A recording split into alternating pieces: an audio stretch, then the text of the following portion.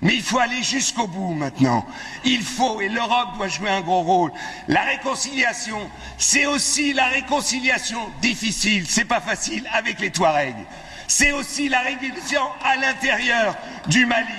Et aussi, il faut dire que le problème du Mali, c'est parce que des pays qui ne sont pas tout à fait démocratiques, comme l'Algérie par exemple, n'ont pas joué leur rôle dans la région. Au contraire, ils jouent avec le feu en attaquant les terroristes et en les soutenant d'un autre côté. Donc dire la vérité, aller jusqu'au bout des choses, c'est aussi au niveau international. Et là je suis d'accord, c'est pas la France qui le peut, c'est l'Europe, mais c'est une autre histoire, un autre conte de fées, parce qu'il nous faudrait une représentante aux affaires étrangères qui soit digne de ce poste. C'est pas tout à fait le cas en ce moment. C'est un autre problème. Danny Cohn-Bendit a évoqué l'Algérie. Je veux ici dire combien l'Algérie a souffert pendant des années et des années du terrorisme. Et que s'il y a un pays qui, ici, est la victime de la barbarie, c'est bien l'Algérie. Et qu'il a été encore, ces derniers jours, avec cette prise d'otage. Et que moi, je n'ai pas discuté de ce qui a été fait par les Algériens sur leur territoire pour frapper les terroristes qui retenaient en otage 600 personnes. Alors, nous aurons besoin de l'Algérie dans cette région du monde.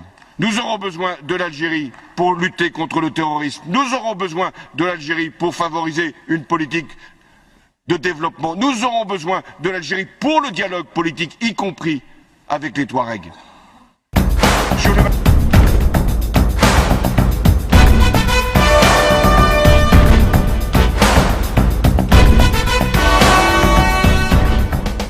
Bienvenue dans l'Esprit d'Actu, l'intervention française au Mali, guerre contre le terrorisme aux guerres néocoloniales. Pour en parler, je reçois Jean-Michel Vernochet.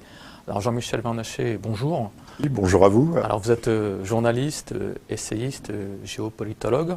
Alors pour vous, l'intervention française au Mali, quel est l'objectif réel de cette intervention militaire au Mali ?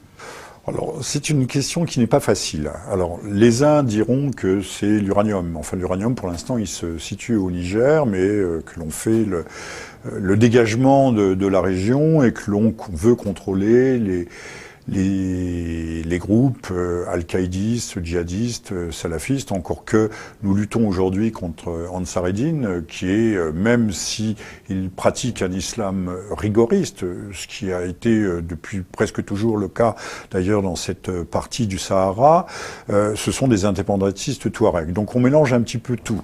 Et quand M. Hollande nous dit qu'il mène une guerre contre le terrorisme, je pense que c'est véritablement un abus de langage. Alors, bon, guerre néocoloniale pour préserver nos ressources énergétiques. En tant que Français, je ne pourrais pas désavouer, je désavoue la guerre, mais je ne pourrais pas désavouer